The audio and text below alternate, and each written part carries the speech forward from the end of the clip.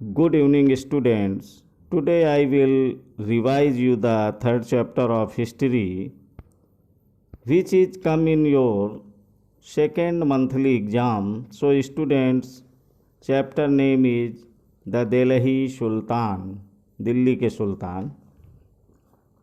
In chapter second, we saw that regions like the Kaveri Delta became the center of large kingdom. हमने अध्याय 2 में देखा कि Kaveri delta जैसे क्षेत्र बड़े राज्यों के केंद्र बन गए थे. Did you notice that there was no mention of a kingdom with Delhi as its capital? क्या आपने गौर किया कि अध्याय 2 में ऐसे किसी राज्य का जिक्र नहीं है जिसकी राजधानी दिल्ली रही हो. That was because Delhi became an important city only in the 12th century.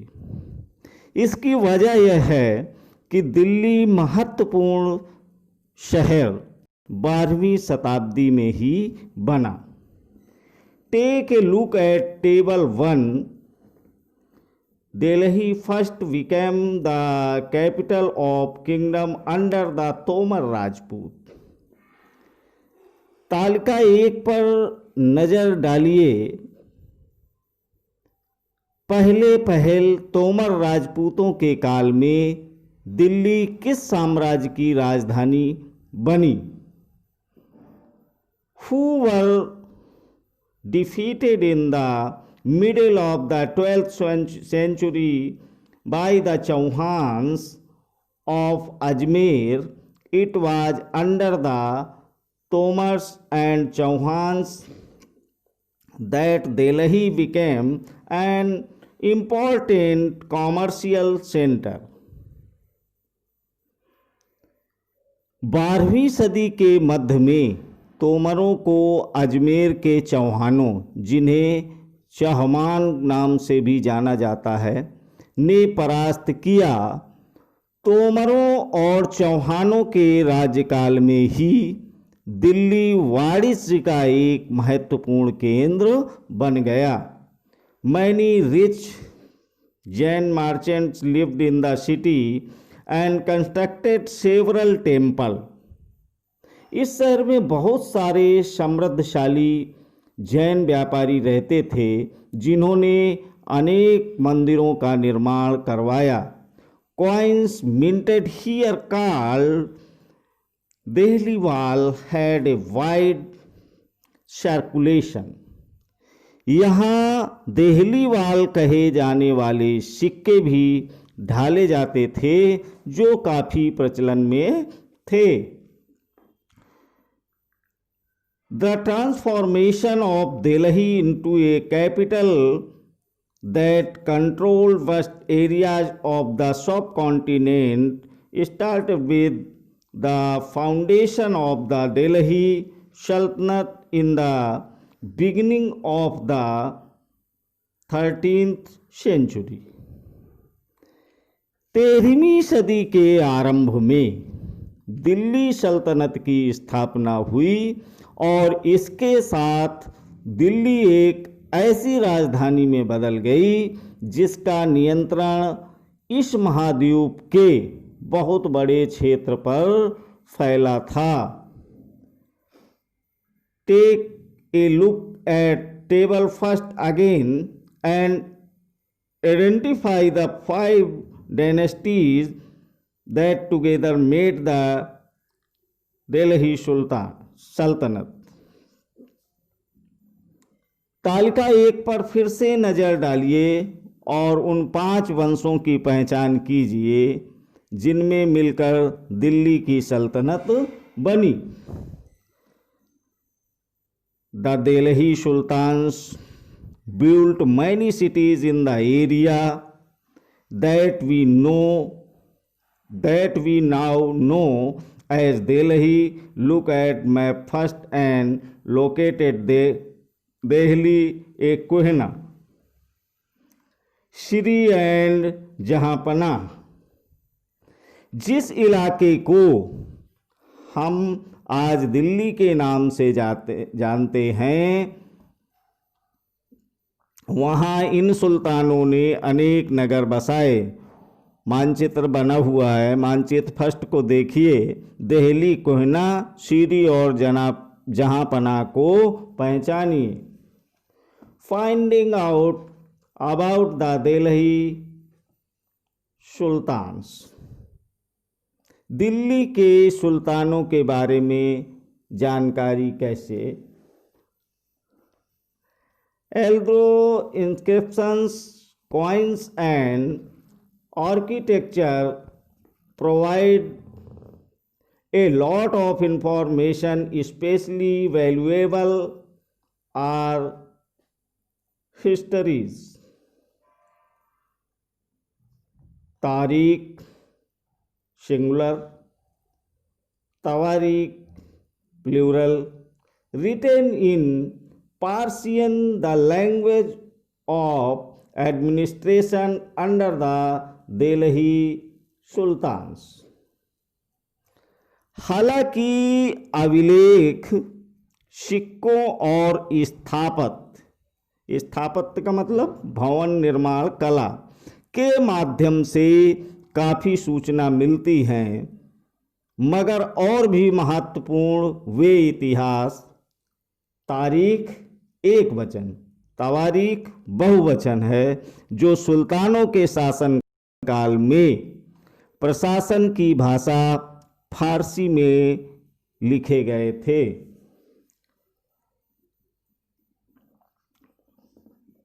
The authors of Tariq were learned men, secretaries, administrators, poets and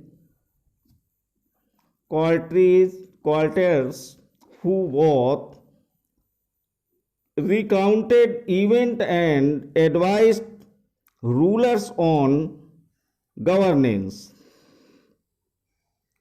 In facing the importance of just rule, तवारीख के लेखक, सचिव, प्रशासक, कवि और दरबारियों जैसे सुशिक्षित व्यक्ति होते थे, जो घटनाओं का वर्णन भी करते थे और शासकों को प्रशासन संबंधी सलाह भी देते थे।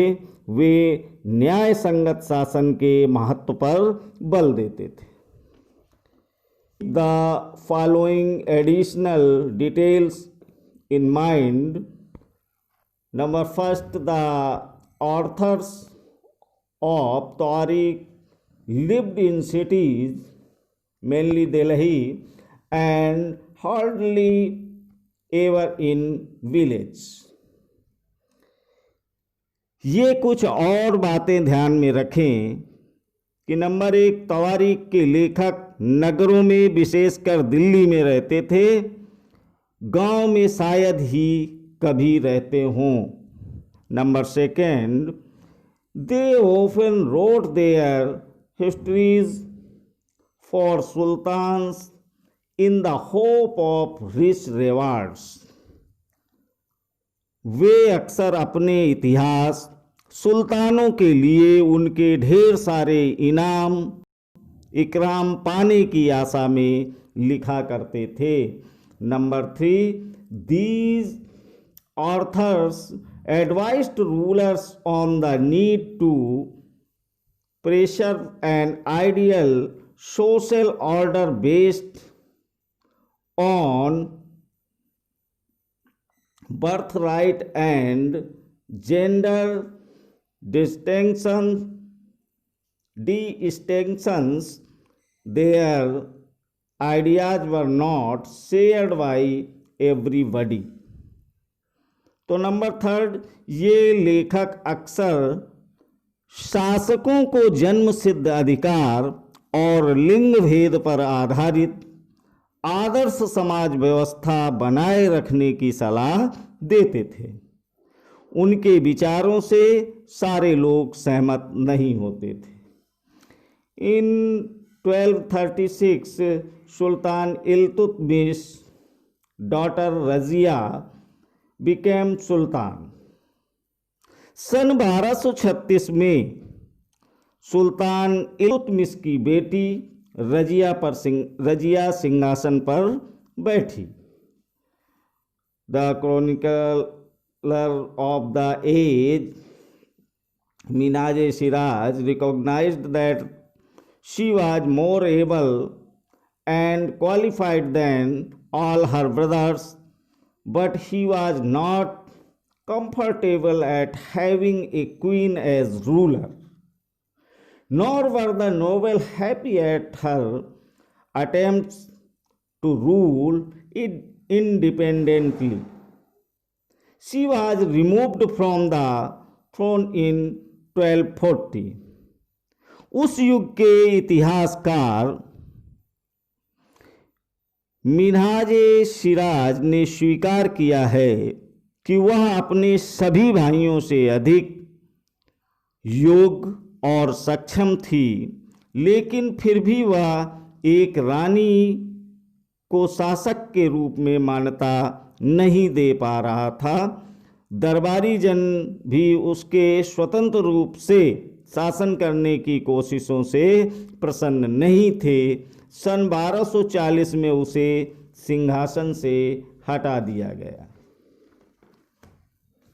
From garrison town to empire, the expansion of the Delhi sultanate. Delhi सल्तनत का विस्तार गैरिसन शहर से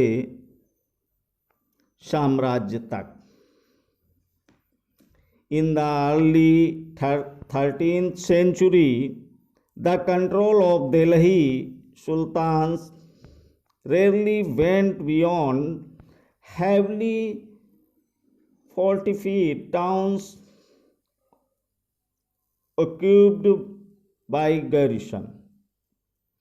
13वीं शताब्दी के आरंभिक वर्षों में दिल्ली के सुल्तानों का शासन गैरिसनों यानी रक्षक सैनिकों की टुकड़ियां के निवास के लिए बने मजबूत किलेबंद शहरों से परे शायद ही कभी फैला हो।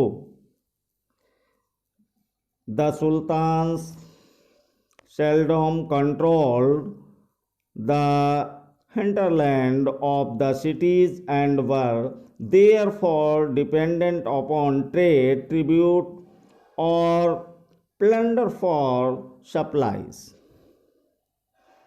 शहरों से संबद्ध लेकिन उनसे दूर भीतरी प्रदेशों पर उनका नियंत्रण ना के बराबर था, इसलिए उन्हें आवश्यक सामग्री रसद आदि के लिए व्यापार, कर या लूट मार पर ही निर्भर रहना पड़ता था।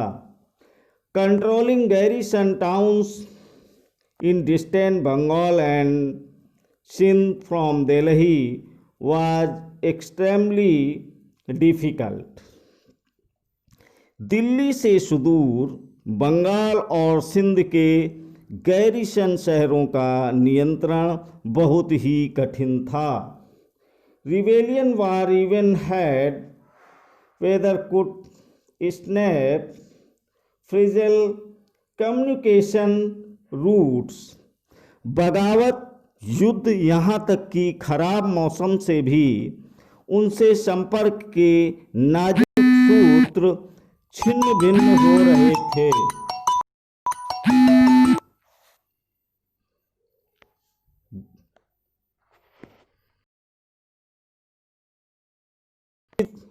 Authority was also challenged by Mongol invasion from Afghanistan and by governors who rebelled at any sign of the Sultan's weakness। The Sultanate barely survived the challenge.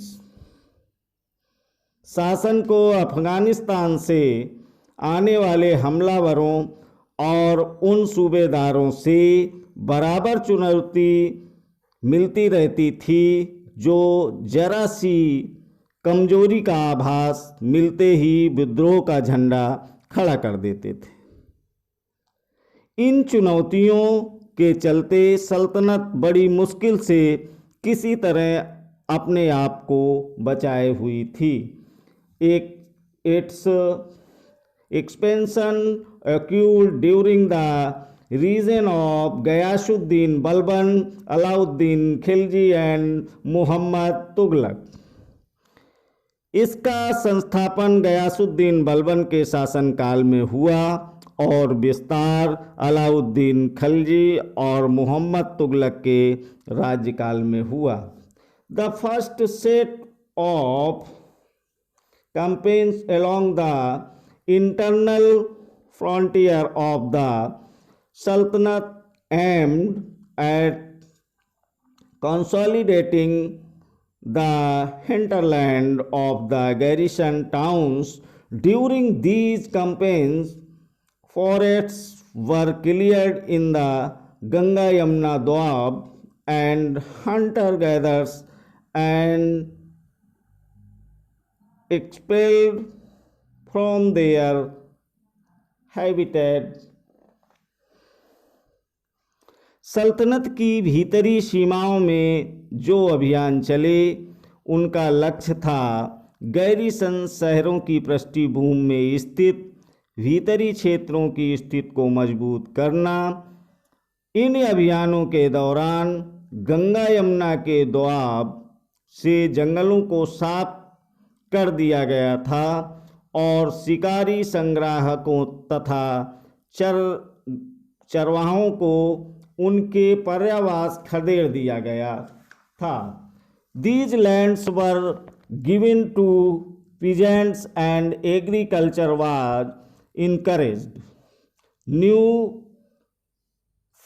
fortresses and towns were established to protect trade route and to promote regional trade। वह जमीन किसानों को दे दी गई और कृषि कार्य को प्रोत्साहन किया गया। व्यापार मार्गों की सुरक्षा और क्षेत्रीय व्यापार की उन्नति के खातिर नए किले, गैरीसन शहर और शहर बनाए बसाए गए। The second expansion occurred along the external frontier of the Sultanate। दूसरा विस्तार सल्तनत की बाहरी सीमा पर हुआ। Military expansion into southern India started during the reign of Alauddin Khilji and culminated with Muhammad Tughlaq। Alauddin Khilji के शासनकाल में दक्षिण भारत को लक्ष्य करके सैनिक अभियान शुरू हुए और ये अभियान मोहम्मद तुगलक के समय में अपनी चरम सीमा पर पहुँचे। In their campaigns, Sultanate armies captured elephant, horses and slaves and carried away precious metals।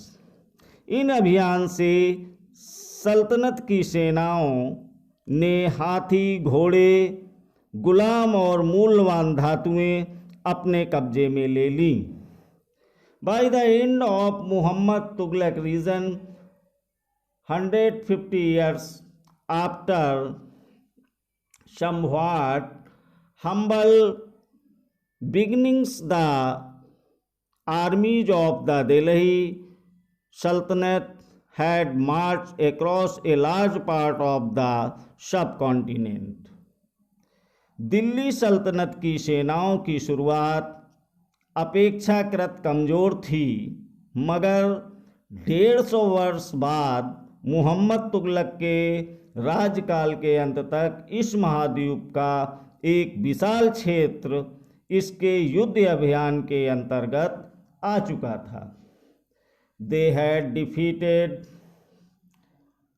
rival armies and seized cities. The Sultanate collected taxes from the peasantry and dispensed justice in its realm.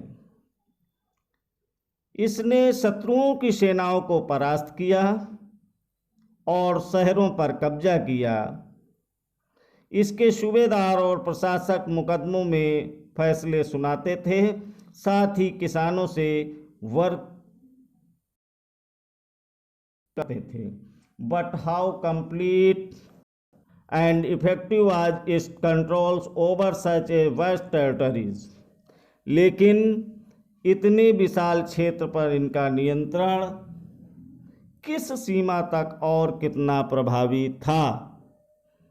Thank you.